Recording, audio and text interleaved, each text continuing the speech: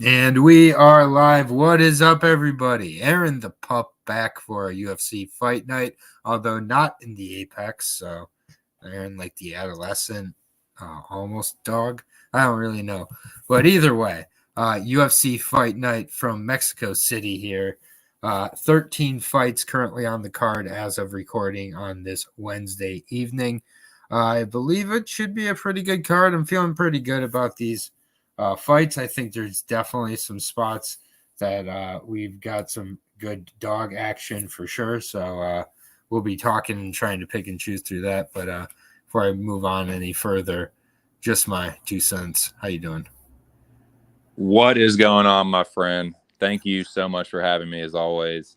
Yeah, man, we got UFC Mexico. Very excited to talk about it. Actually, I didn't think that I would be, but this card has been growing on me. I feel like it's going to be just the kind of grease fire that I like, and I've gotten more involved in this fight than I thought I would originally. So yeah, I've got a couple dogs in the race, as they say, and yeah, man, you're like in that. You're like the adolescent Link. You're like right between like a pup and a full grown, just bestial dog.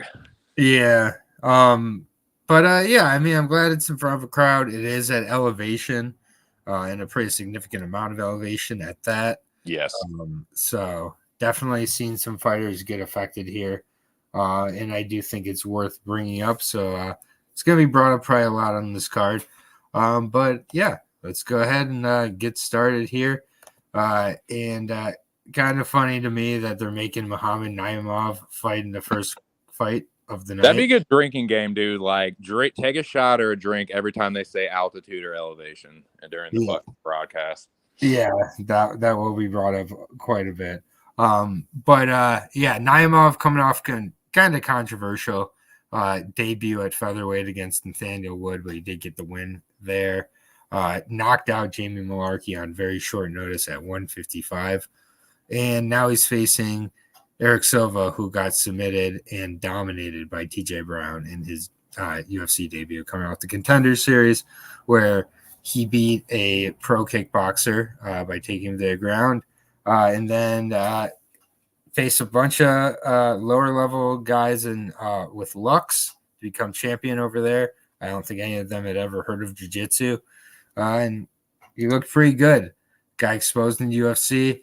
I don't see Eric Silva making a rebound. I don't think he's gonna make much of a showing of himself here. I think Naimov is gonna probably be able to finish him within 2 rounds, I would think. I would not see this one going to distance, to say the least.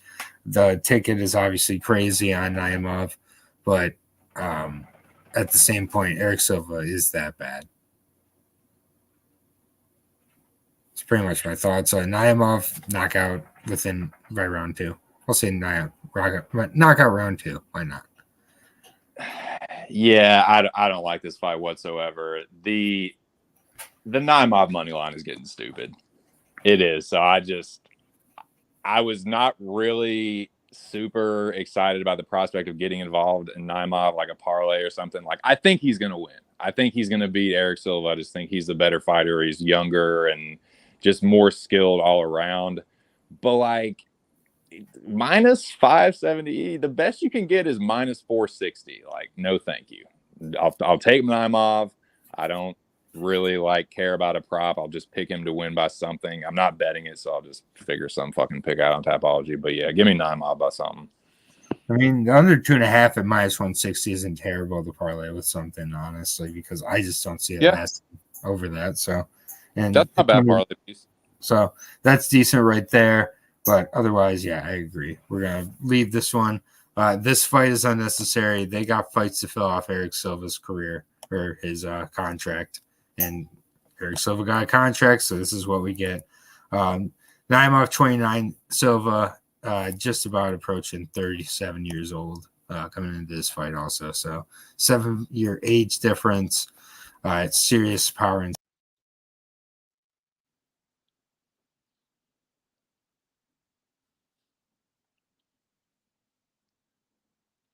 Oh shit.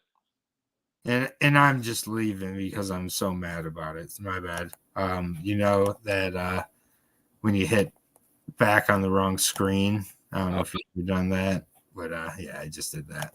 Anyways, we'll move on to the next fight. Really good fight in the LFA.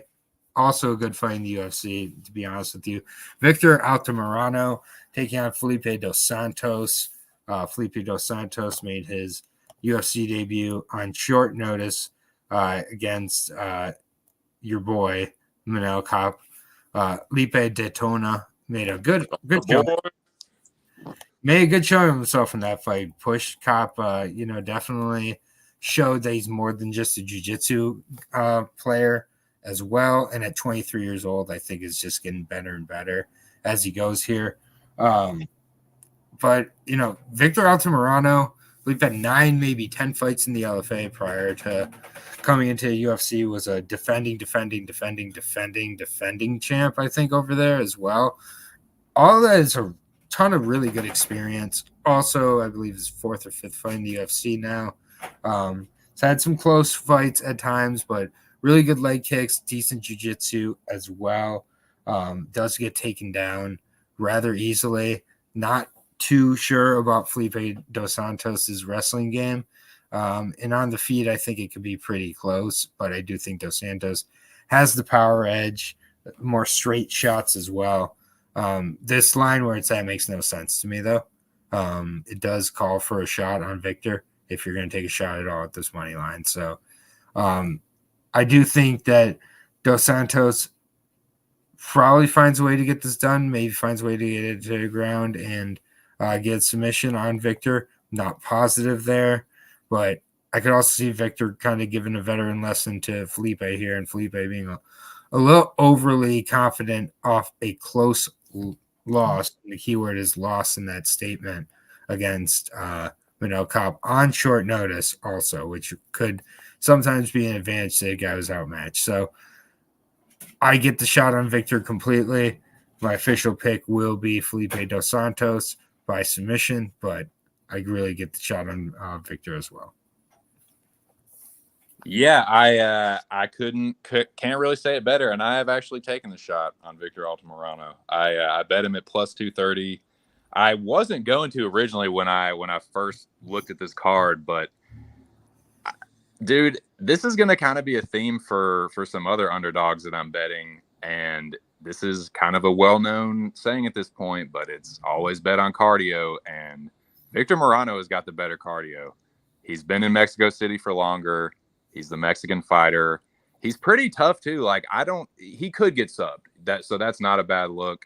I think if you're on the Dos Santos side, like a club and sub isn't like a terrible look.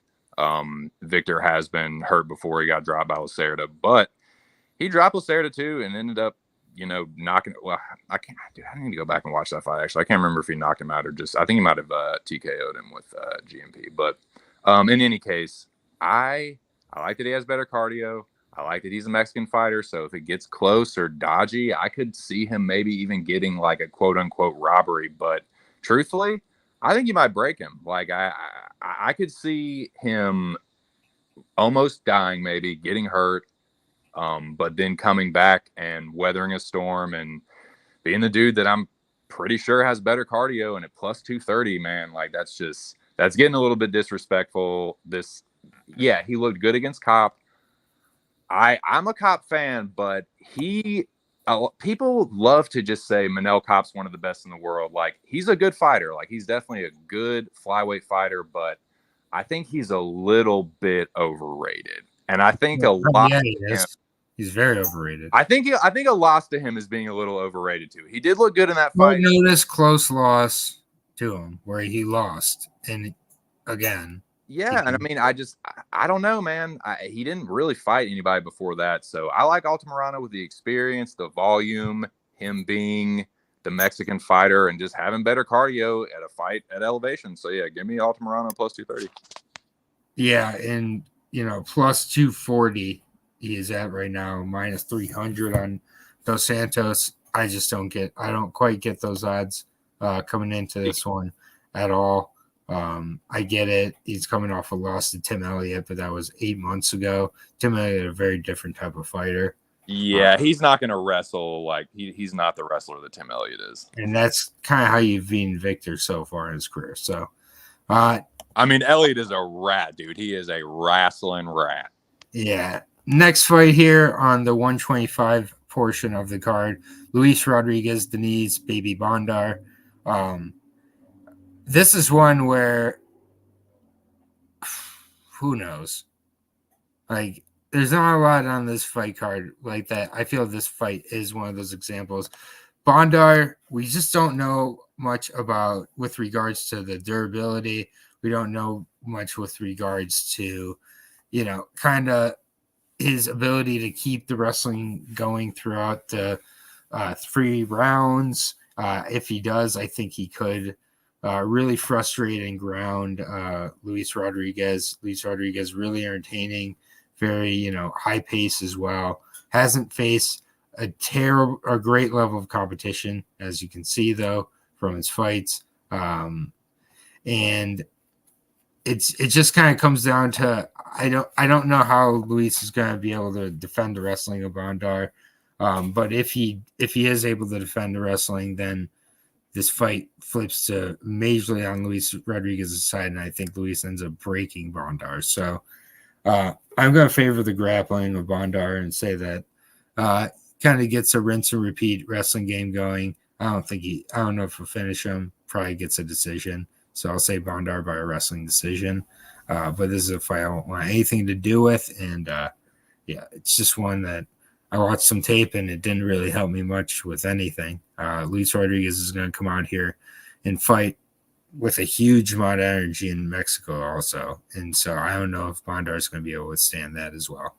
So want nothing to do with it. Dude, no shit. And I'm pretty sure the line has been flipped. Like I thought that Luis Rodriguez was like a very slight underdog, and I think money came on him, and now it's kind of flipped to Bondar. Like even less on it. Like Bondar is like you can get Bondar like plus 110 now at fucking Caesars. But yeah, man, I'm gonna take Rodriguez by fucking robbery. I'm gonna say that Bondar like gets a lot of control. Well, not a lot of control, but he gets a lot of takedowns and like some grappling control. But Rodriguez maybe lands a few more like, round stealing kind of fights and gets kind of like a weird split being the Mexican fighter. But yeah, I want nothing to do with this shit. I don't feel like awesome about any of my bets really, but I've seen some people on Rodriguez too, and I don't know, man. I think he wins a fucking dodgy split decision. Yeah, I mean, good for you if you got a heavy lean on this one. Plus 102 to Bondar right now, minus 122 to the Rodriguez side. So Bondar just gives me like fraud vibes. I don't know, man. I just don't see a long UFC future for him. Yeah, I mean, according to Tapology, I don't know how accurate this is, but it looks like he opened at minus 220. What the fuck? I mean, I can see now why. That's what it says. That's what it says, but I don't think that makes sense since it says even over here. So, yeah, don't really pay attention to Tapology for betting info, anyways. All right, next fight, 155. Who the fuck knows? Fight right here for you. If I've ever seen one, Claudio Puelles versus for us Ziam. I was at Claudio Puelles' last fight against Dan Hooker. That's the worst fight I think I've ever seen live. Just Claudio Puelles when he's a BJJ fighter who has no takedowns. When he can't get the takedowns or engage in a knee entanglement with someone like Clay Guida was willing to do, like a gassed out Clay or Kyle Grutzmugger or whatever his first name is, who cares? Like he's just facing a terrible level of competition, like Mariano. I mean, just garbage and not finishing a guy like Mariano. That says a lot to me. You're telling me he's going to go out there and finish Firas Ziam? Hell no. I'm sorry. I get it. Ziam's been submitted by McKinney. I get he's been submitted 2 other times in his career. That ain't happening here. Ziam's probably putting on a cardio kickboxing class, maybe looking at butt scooting Claudio Puelles in round 3. Claudio Puelles is a fraud, in my opinion. I saw it live. And I don't care if that fight was a long time ago. There's fucking Lubetia. Where the fuck have you been, man? Shalom. Yeah. Why the fuck is Claudio Puelles this high up on the card? For ZM. Hold on, let me lock my door. I got to make sure I'm safe from this. Yeah. Ferris ZM. Violent criminal. Decision. Yes. We deserve 15 minutes of this. Square pick as it can be. I don't care.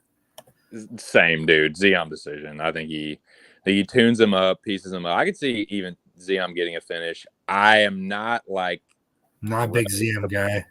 Yeah, I'm not a huge Ziam guy. I'm a little higher on him than some people are, but I'm still not really like enthusiastic about parlaying him just because I could see him getting caught in like the one trick pony sort of Poyes game, but I think most of the time he tunes him up and wins a decision.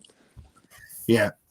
Puelles approaching plus 180 now, minus 220 for Ziam. I don't care. The under 2.5 at plus 105, minus 135. They're over 2.5. So it would have to start getting like the Altamirano line before I even considered it. And even then, I'm still just like he has a lot of that boy's got a lot of quit in him. Poyes. Like if Zion starts to have his way whatsoever, crazy as it may sound, I could see him getting like a TKO maybe. Like he's not that kind of guy, but he could be against a dude like Poyes. Yeah, and yeah, that'll be interesting. This fight, I'm keeping it short with flyweight rematch that doesn't need to happen, in my opinion. I don't feel there was a controversy from the first time at all. I don't think it's intelligent to defend yourself by pretending to be out cold. I think that's not intelligent defense, which is one of the reasons that you can have a fight stopped. Edgar Torres is going to sleep him again for real this time. I'd love to see a TKO. I'm thinking about just betting the TKO to gamble a little bit and try to get the bigger prop play, since obviously the submission's probably going to be like even money in this fight or worse. But I'll take Torres by submission first round because Lacerda sucks. Yeah, dude, he Chires got screwed in that last one. It kind of an unnecessary rematch. Like he was going out and like he got saved by some bullshit. But yeah, it's another one. The money line I don't like whatsoever. I'm just staying the fuck away. I'm picking Chires. I'm probably gonna pick either like TKO. I could see a GMP TKO or a submission. But yeah, the inside the distance might not be like the worst leg of a parlay, I guess. But I don't know, man. I'm not. Your boy's not in the habit of dart throwing much anymore. So yeah, I'll just take Chires and pass altogether. Yeah. I mean, the line is disgusting. Plus 320 to Lacerda. Can I interest you? I mean, it's getting like the cheeseburger is looking juicier and juicier, but I still can't do it. I still must stay away. Yeah, I agree. It's disgusting. But I don't want anything to do with it. All right, back to the flyweights we go after a little break there. Jesus Aguilar versus Matthias Mendonca. What is going to happen in this fight? This fight is, I think, going to be a lot of fun, man. I'm really excited to see it. Neither of these guys, I'd say, is the highest of IQs, but both guys are extremely intense and unorthodox. I would say that Mendonca came into the UFC as, I think, the more like hyped up prospect. The way he finished Ajim on the Contender Series was super impressive too. He absolutely slept him. Aguilar had some moments against Tatsu Taira in their fight before getting finished, but did have his moments, and then obviously landed the biggest windup of a right hand overhand right ever against our boy Shannon. So, he got a win over Shannon Ross. So does he have a UFC win yet? I would argue no.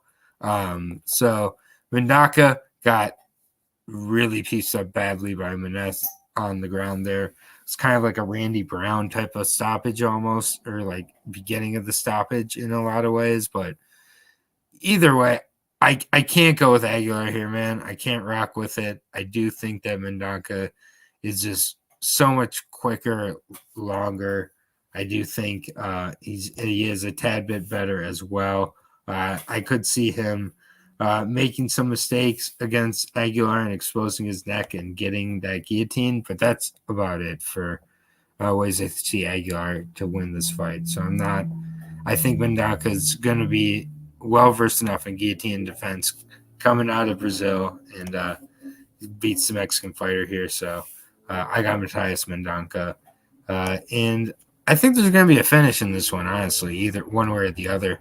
So I'll say Mendonca knocks him out round 2. How dare you, you fucking piece of shit? I'm on the other side, so just agree with me, please. No, man, I got Aguilar here. But I'll tell you this: I'll be perfectly candid with you and the entire audience. Which shout out to you guys. Make sure y'all smash the like button for Aaron. And I had Aguilar earlier this week. I had some other bets too, but I wiped my slate clean, boys, and I rebet. All right, so I have a new slate pretty much, but Aguilar's still on it, but I'm not going as heavy on him, but I got it a little bit better odds. I bet Aguilar at plus 130. So is another guy kind of like Moreno. I think Aguilar's got a little bit better cardio. He has gone 5 rounds before. I've seen Mendonca slow down, and I've seen him play jiu-jitsu off his back, and I think that Aguilar might be a little bit better of a wrestler. And like you mentioned, I think he just gets straight up guillotine, man. Like I hate that Aguilar will pull Gilly, but he has got a little clamp on him, dude. And if he snatches that thing early at the right time, I could see Mendonca trying to roll over and him just getting a mounted guillotine and just choking him. So give me Aguilar at the plus money, and he's a Mexican fighter. I think he has better cardio. I think I can see Mendonca slowing down, and I could also see Aguilar maybe getting like a dodgy split decision. So I like the underdog, maybe not as much as I did earlier in the week, but it's a little bit better odds. So yeah, give me Aguilar plus 130. It's gone back down a little bit too. Money's coming on him, and it's getting closer back to even money. Yeah, I do think this is one where the elevation could play a bigger factor with Mendonca too. I think that's a good point. Absolutely. So good shout there. Fair disagreement. Plus 110 on Aguilar right now. Minus 130 to Mendonca. All right, we're back on the who the fuck knows what's going to happen train. Right on. What's up, guys? What are your locks? Hope you all have a good day. Yeah, we'll talk about some of this as we go. From the fights so far, we'll just do from the fights so far. I would say if my lock from these first, 6 fights we're in or so, I would say Frost Ziem by decision. That would be my lock. I'm not quite convinced he gets this DKO, but I would love to see it. But I think that would have to be my closest thing to a lock so far on the card. What's up, Vulcan? I see you, dude. I would say I don't like using the L word personally, just because every time I fucking say that, I look stupider than I already do. But I would say my most confident picks so far are probably Naimov and Ziem to get it done. I'm betting a couple dogs, but not Naimov and Ziem are probably the favorites that I like the most so far. Yeah, Altamirano. Yeah, Altamirano. I'm on Altamirano. I'm betting Altamirano and also Aguilar. Yep. But yeah, appreciate you, Volk. Yeah, this fight, we're back to kind of the who the fuck knows, Christian Quinones and Raoni Barcelos. I say this a lot in part because, the way Christian Quinones looked against Keong Hong Kang, it's about as bad as you can look. And I get it. He got a knockout of Taha off the sauce. So don't have Dos Santos. Well, I would say I slightly do, but at the price, it makes no sense at all. And I believe 2 cents, you straight up have Altamirano, right? Yes, sir. Got him at plus 230. You can get him a little better. He's plus 240 now. Yeah. The best you can find Felipe Dos Santos is I think it's on DraftKings minus 298. Yeah, I think there's some unanswered about his cardio as well. And minus 300 for a 23-year-old whose best win is a loss in COP.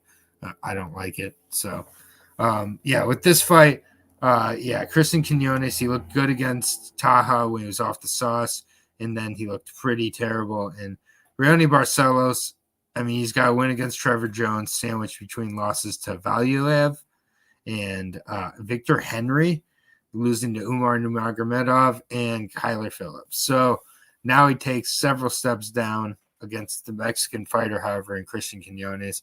He's 36, nearly 37 years old, almost a 10-year age difference coming into this fight. I think that, Barcelos, is willing to mix it up on the feet, a little bit too willing, in my opinion. I think he's starting to get closer and closer to Shopworn with regards to that chin. I know he's faced a good level of competition. I get it. He went to a decision against Kyler Phillips. It wouldn't surprise me if Quinones is able to stuff a few takedowns and turn this into a war on the feet and put him away. It really would not surprise me.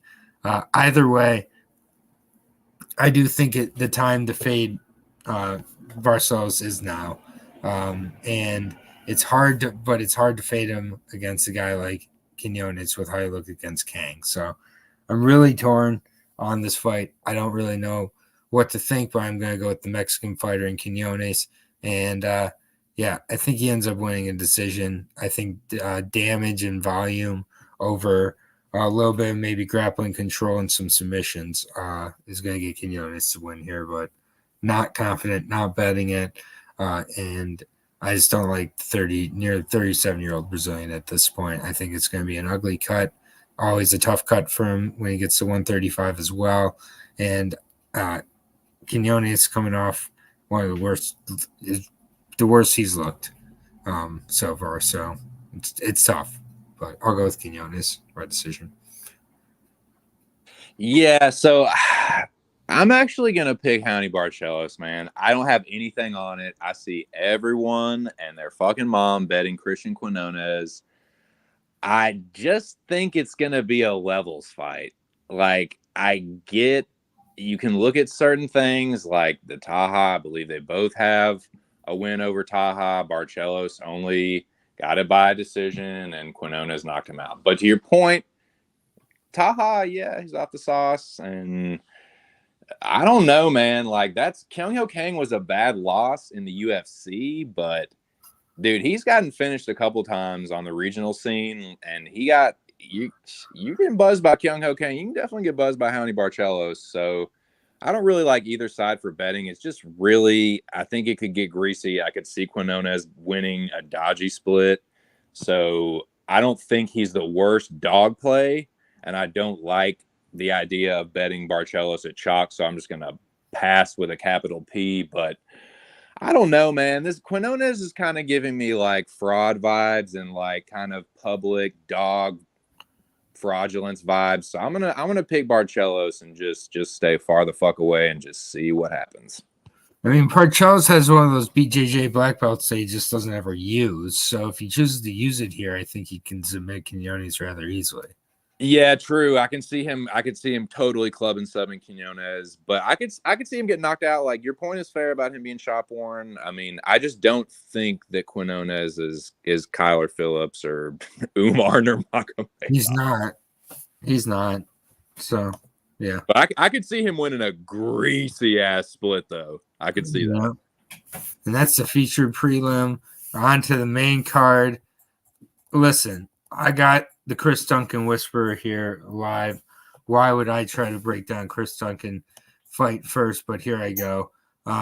Taking on Manuel Torres. Manuel Torres, real dangerous. He's got good elbows. We've seen at times, sharp knees, long, rangy fighter, good power. Coming in, I think he's going to have a huge advantage with the crowd. All that is great. Younger fighter by a couple years. He's just kind of checks all the boxes, right? I think that Chris Duncan is going to put on that sombrero, take his ride to the octagon with the cape or with the whatever matadors use, and he's going to ole Manuel Torres and take him to MMA school and grind this one into the ground, slow down Manuel Torres, and then by second or third round, I think Torres starts to tire and he puts him away with his own strikes. I get it. Chris Duncan's been knocked out before.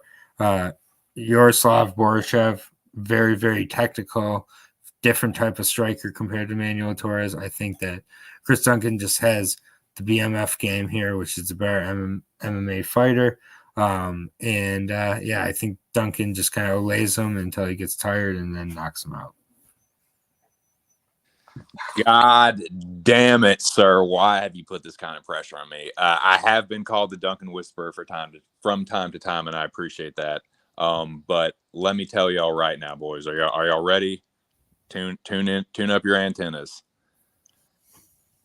I'm on Duncan, but I'm not as confident as I was earlier this week.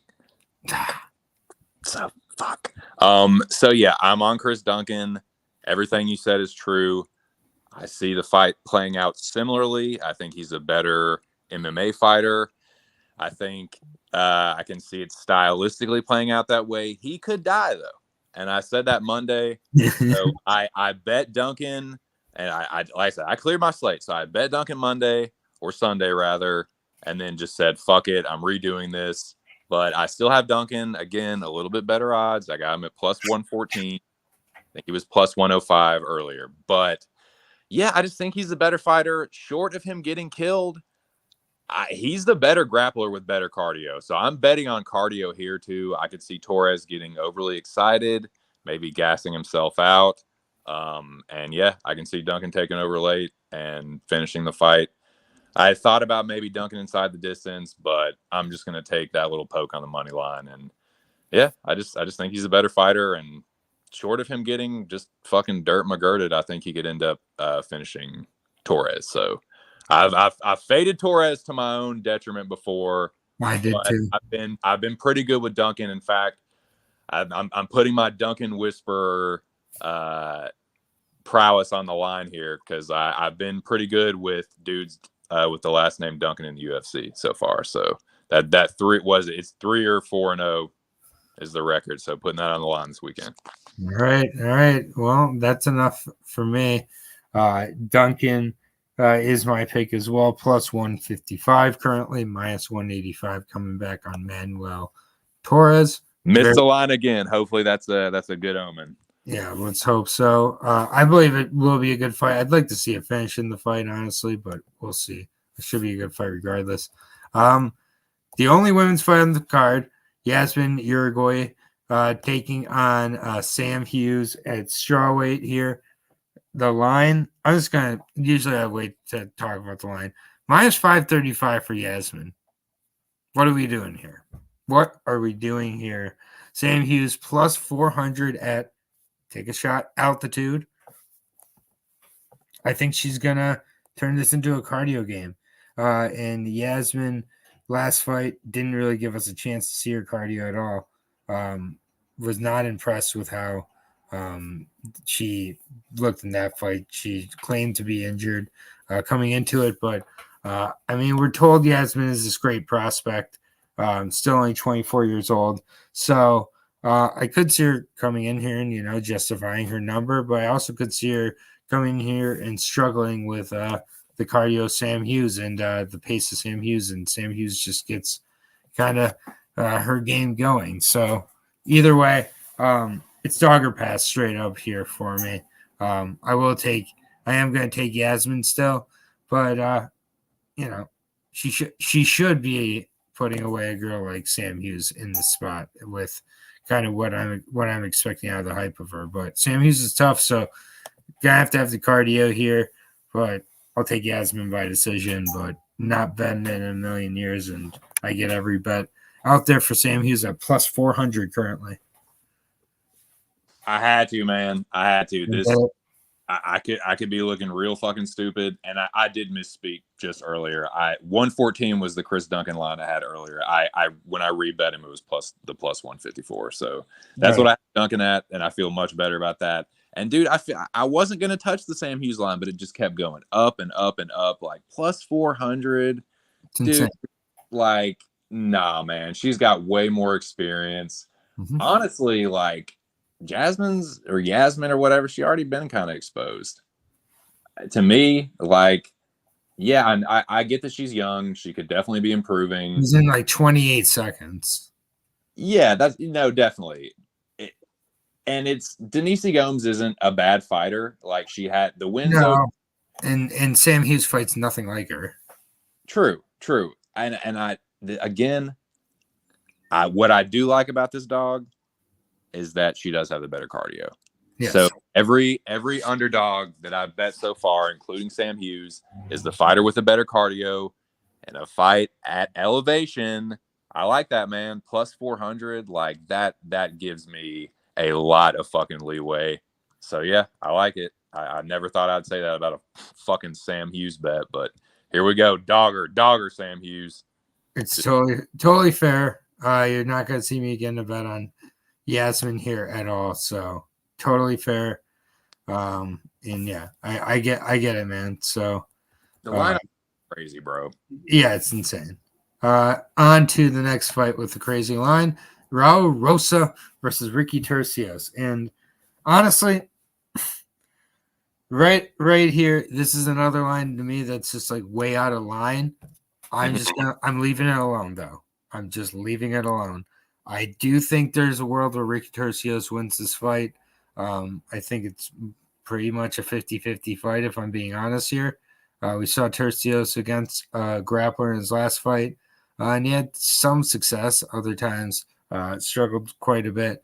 With Raul Rosa, he's coming off a Terrence Mitchell fight, so we don't know shit. Fight before that, terrible. Appears the cardio is not there. Appears only a hammer, no nail skill at all in his repertoire. Still only 19 years old. Ricky Tercios 30, but Ricky Tercios has very, very good cardio, if nothing else. And I think that Rosa could ragdoll him for the whole first round, make it a 10-8 round even, and then come out to the second round and not have I gotta see it to believe it. I'm leaving this alone. I'm not hitting the dog at all. My official pick. Oh God, it's so hard to pick Rosa by decision, honestly, because it's but I guess I'd say Rosa by decision. I'm not betting it at all. It's one of my least confident picks on the card because I just think both guys could win or lose this fight to their opponent. Like, I think Rosa could purely lose this fight out of falling apart on the stool, draw potentials live, I guess, with the 10-8 first round. And Ricky Tercios could lose this fight as well by just getting stuck on his back trying to play jiu-jitsu. So, I don't know, man. I'll take Rosa by decision, but anybody betting Tercios, I get it. Not for me. Yeah, that's the thing. I will join you on passing 100% because stylistically, yes, there is absolutely a world where fucking Hadouken, like death by 1,000 cuts this kid and like stops him. But I think he's gonna have to stop him because I just don't see like I see Tercios as being one of the like most robbable spots because of how young and like already kind of popular Rosas Jr. is. Like he's going to be in Mexico. They're going to be going nuts for him. And like, if it hits the cars, I just would not want to feel good about having a Ricky Tercios ticket. I just feel like, but yeah, he's 19 and he's shown bad cardio before where he's going to get tested here. And Tercios does have the better cardio. So yeah, for a dude that's betting like several different underdogs, I am betting them all on the cardio. So I do get the bet on Tercios as well, but nah, I can't do it. I think they'll probably fucking rob him unless he gets the finish. So yeah, Rosas with not a lot of confidence. Yeah. Totally fair there. Would not surprise me if that's a parlay buster at all. Another parlay buster potentially is Daniel Zahuber taking on Francisco Parado here. I think these boys are just going to stand and throw, JR. I think it's a good old-fashioned slobber knocker. These both guys could knock out the other. I do think that Daniel Zahuber has the submission upside as well on his side. That could really help him as well. But either way, he also has the significant reach advantage. And I do think that could play a huge factor in this fight. Francisco, can really crash the distance well. And I think in a fight like that, this could actually get him into a lot of trouble. His fighting style, I think that he's going to leave himself open to a lot of counters.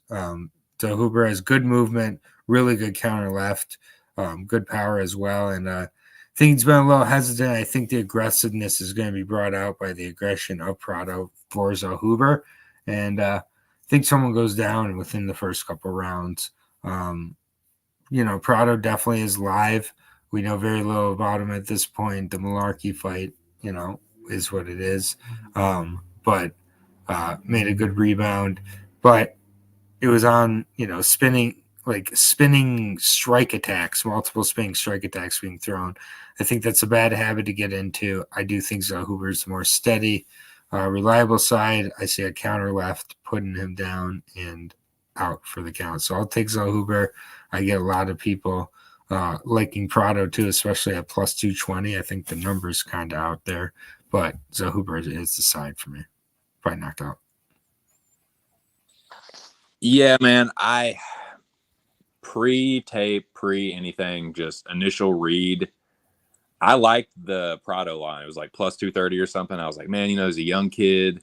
Like I said, had, looked, I guess, okay against Malarkey in a debut, and then smoked Ottman. But Ottman's kind of like Taha, like he's kind of a fraud. And just the more I taped it, man, Zellhuber's got a good jab, and he might not be fucking 21, but he's 24 and he's got more experience. I really like that, and I like that he's been to decision way more. The only time fucking Prado ever went to a decision, it was against Malarkey, and he lost, and he got kind of pieced up with the jab. Like, he has good head movement, he has good slip and rip counter ability, but against a guy like Zellhuber, dude's got a fucking 8-inch reach advantage and is a good striker. Like you said, he's got good timing on his counters. I can see that, yeah, like a counter like check left hook. And yeah, just working behind the jab and just busting him up and getting him to shoot a sloppy takedown. I could see him, as Moyes would say, shout out to Big Moyes, could fish pole him, a club and sub, front choke, something. So yeah, the more I taped it, I like Zellhuber. The number initially, yeah, for Prado, but I just think Zellhuber's the better fighter. More experience. He's the Mexican fighter, and just way more like boxes to check in his favor to me. Yep. Fair enough. Minus 270 to Zellhuber, plus 220 on the Prado side. Moving on to the main event of the evening. Brian Ortega, Yair Rodriguez 2, first of 2 sequels that who asked for them, I don't know. Shoulder injury for Ortega has been out. Yair's obviously been active. Coming off of that knockout against Volk. It's Volk. It is what it is. Into that fight, I mean, there's not a lot that really can be gained from it. Brian Ortega was able to get him down, but he was being severely out. He's getting pretty well outstruck in that fight. I think over 5 rounds, I feel like the gap in the striking is just going to widen and widen. Even Ortega's fight, even if you go to his fight against like Cub Swanson, this is just an issue with he doesn't put up volume with his. It's a lot of just standing and kind of shelling up as his defense and doesn't throw a lot behind it. He was at like 9 or 10 strikes in the first round against Cub Swanson before hitting that standing guillotine also. And I just think against a guy like Yair's really progressed a lot in the jiu-jitsu game. He knows when to kind of avoid it and use his movement. And I think the stand-up here is not even close. I think coming off of the layoff doesn't help Brian either. So I like Yair quite a bit in this spot, honestly. I think he gets it done probably by decision, but I think it's going to be mostly on the feet here. So KO is always live for Yair, but I think he gets it done by decision. Ortega's tough, but I think Ortega does not throw nearly enough to win a fight that's primarily going to be on the feet. Yeah, I don't like this fight. This is a battle of Volk and my dude Max's children. They're children. They fight amongst themselves. Yeah, dude. It's weird. It's a weird rematch. I don't like it whatsoever. I know what I'm trying to do here, and I don't like it. So I'm just gonna stay away. I agree largely with what you said. I think Yair. And it's 5 rounds. I forgot. So that's interesting, but I think that even more favors Rodriguez, dude. Like, I agree. do you know if this is a bigger or smaller octagon? I think it's a bigger octagon. Well then, yeah, I favor Rodriguez even more. I don't feel confident like parlaying him. Like, I guess the line isn't bad, but something tells me not to count out Ortega. So I just want to stay far the fuck away. But the things you said about Rodriguez are right. I think he's got way better footwork, and that tends to trouble Ortega in like striking exchanges. For him to look good, he needs someone to be a fucking big tough guy. And sometimes even that doesn't work out for him. He tried that against Max and got tuned the fuck up and like fucking broken. So yeah, I think Rodriguez. I love the Yair by decision. That's probably what my pick is going to be. But I am staying away. I guess I don't hate the fight in general, but it's just kind of an unnecessary rematch. But it's two of the better fighters on the card, so I'll fucking sit back and watch it. Give me Rodriguez decision though. Yeah, no, I do like the Rodriguez side quite a bit. I like the fact that he's been fighting the highest level of competition. I like that this is in Mexico. I like that it's 5 rounds for him. Yeah, the more and more I'm starting to think about this one, the more I'm liking. I am liking the side. So, yeah, no, it's just interesting one to kind of think about there. But yeah, we'll move on to the main event here. Brandon Moreno, Brandon Royval too. This fight, I feel like we got kind of a better idea of where the fight was going and kind of the skill differential between the two fighters. In Moreno and Royval, I think Moreno is just much more stronger with regards to scrambling. I think he's got the more straight shots and the better boxing by far, better wrestler as well. So I think he's just a little bit better than Royval in a lot of spots, but Royval's got that dog in him, man, and that's where, if anything, he's got a slight advantage in that over Moreno, which Moreno is one of the toughest guys. But I just feel like so is Royval, coming off a really impressive loss to Pantoja, is Royval. So we'll see how he kind of comes into this fight. I do think it's on a bit of short notice for him. And it's going to be up at elevation. I don't like those things in a 5-round fight in Mexico City. So give me Moreno. And probably goes the distance. So I'll say Moreno by decision. Yeah, I wish I had more to add. I just think Moreno's a better fighter in general. The one thing that I would say Royval has in his favor, like you could check in the Royval category, is that he is more unpredictable. Like, he's way more unorthodox, and he is like a rangy striker. But skill for skill, man, Moreno is way fucking better. And the championship level experience, like, it's not even fucking close. He's the Mexican fighter. He's gonna have that in his back pocket if it goes to the cards.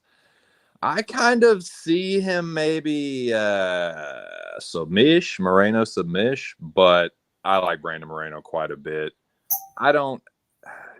The idea of betting main events, I got to give my dude Big Show a shout out. Just don't bet main events, brother. His voice in the back of my head is keeping me from betting this, but I'm going to pick Moreno. The more I think about it, I like Moreno a lot. Yeah. But yeah, I'm going to pick Brandon and just stay away. Brandon Moreno, that is. Yeah. Like Royval is one of those dudes, like, y'all been hoping and wishing with Royval for 4 fucking years now. Like, it's like this every single time. He's a dude. He's a raw dog. Like, he's got that fucking dog in him. Like, He Yeah, I know. doesn't against the top guys. He has it against Kaikar of France and That's lower. his bet. His bet. It was fluky Right. as fuck too, man. He just got dropped and he like bounces back with a crazy spinning back elbow. Like that's the best thing he's ever done. Yep. I agree. I And think let's count losses, unless counting someone's losses are like that's an achievement now. I don't know, man. That's no, just I'm a big non-believer in doing that, frankly.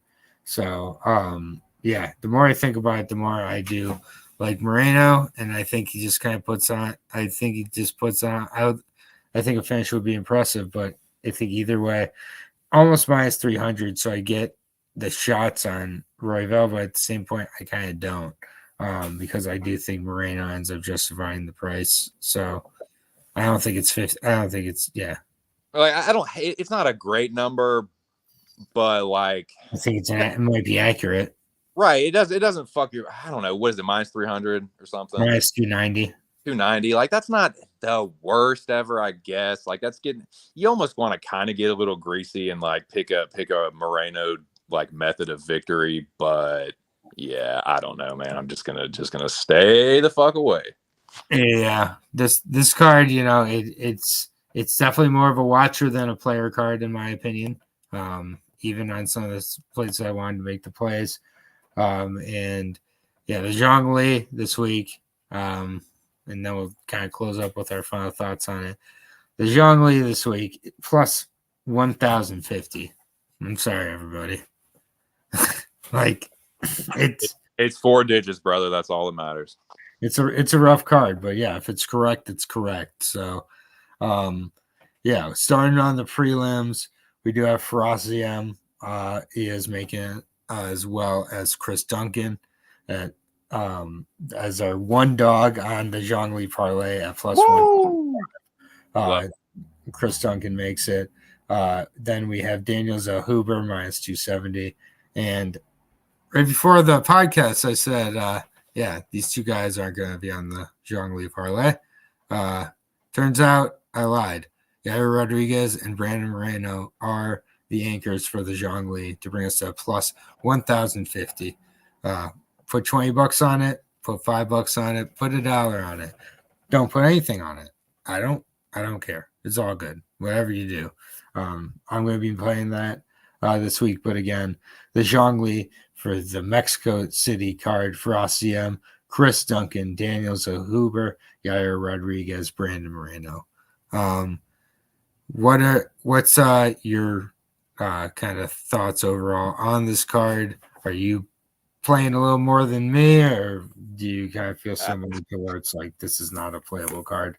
Well, like I said, I've gotten a little bit more involved in this fucking car than I originally had planned to. I think I'm total when it's all said and done.